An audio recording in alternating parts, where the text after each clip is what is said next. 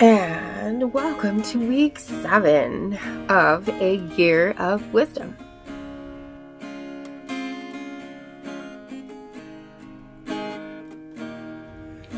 Day 45.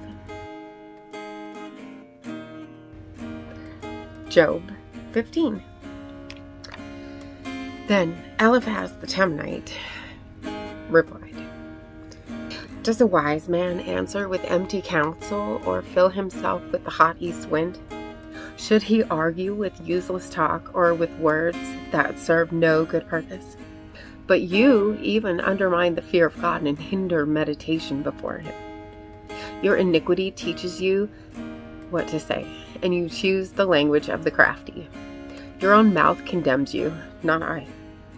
Your own lips testify against you. Were you the first person ever born, or were you brought forth before the hills? Do you listen in on the counsel of God, or have a monopoly on wisdom? What do you know that we don't? What do you understand that is not clear to us? Both the gray-haired and the elderly are with us, men older than your father. Are God's consolations not enough for you, even the words that deal gently with you? Why has your heart misled you, and why do your eyes flash as you turn your anger against God, and allow such words to leave your mouth? What is man that he should be pure, or one born of woman that he should be righteous? If God puts no trust in his holy ones, and the heavens are not pure in his sight, how much less one who is revolting and corrupt, who drinks injustice like water? Listen to me, and I will inform you. I will describe what I have seen.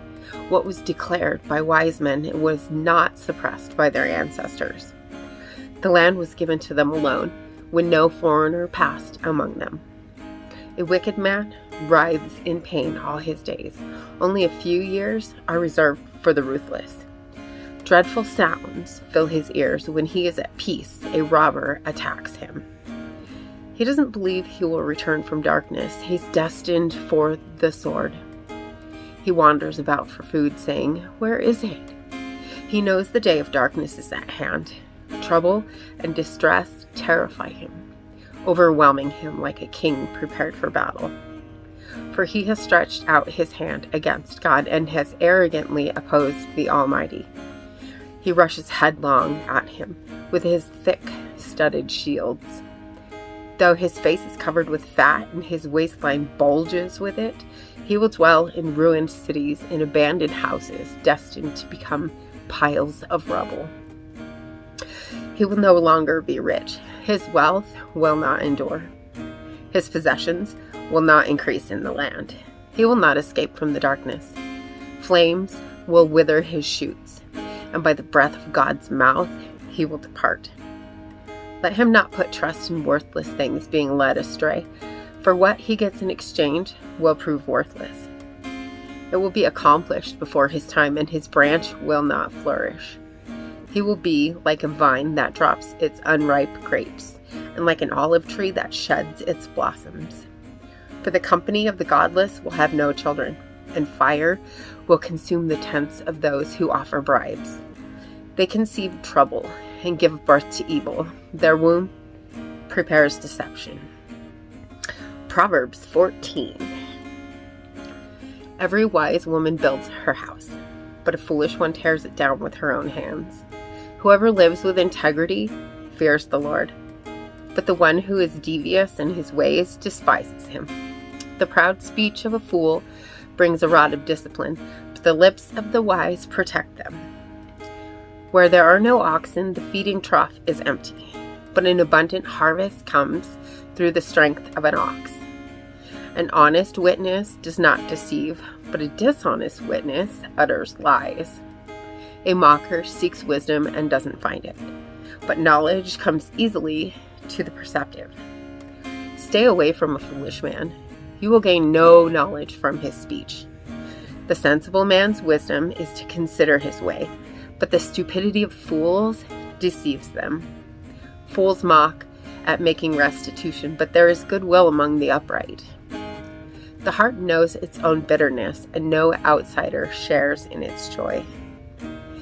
The house of the wicked will be destroyed, but the tent of the upright will stand. There is a way that seems right to a man, but its end is the way to death. Even in laughter, a heart may be sad, and joy may end in grief. The disloyal one will get what his conduct deserves, and a good man what his deeds deserve. The inexperienced one believes anything, but the sensible one watches his steps. A wise man is cautious and turns from evil, but a fool is easily angered and is careless. A quick-tempered man acts foolishly, and a man who schemes is hated. The inexperienced inherit foolishness, but the sensible are crowned with knowledge. The evil bow before those who are good, the wicked at the gates of the righteous. A poor man is hated even by his neighbor, but there are many who love the rich. The one who despises his neighbor sins, but whoever shows kindness to the poor will be happy. Don't those who plan evil go astray? But those who plan good find loyalty and faithfulness. There is profit in all hard work, but endless talk leads only to poverty. The crown of the wise is their wealth, but the foolishness of fools produces foolishness. A truthful witness rescues lives, but one who utters lies is deceitful. In the fear of the Lord, one has strong confidence, and his children have a refuge. The fear of the Lord is a fountain of life, turning people away from the snares of death. A large population is a king's splendor, but a shortage of people is a ruler's devastation. A patient person shows great understanding, but a quick-tempered one promotes foolishness. A tranquil heart is life to the body, but jealousy is rottenness to the bones. The one who oppresses the poor person insults his maker, but one who is kind to the needy honors him. The wicked one is thrown down by his own sin, but the righteous one has a refuge in his death. Wisdom resides in the heart of the discerning. She is known even among fools. Righteousness exalts a nation, but sin is a disgrace to any people.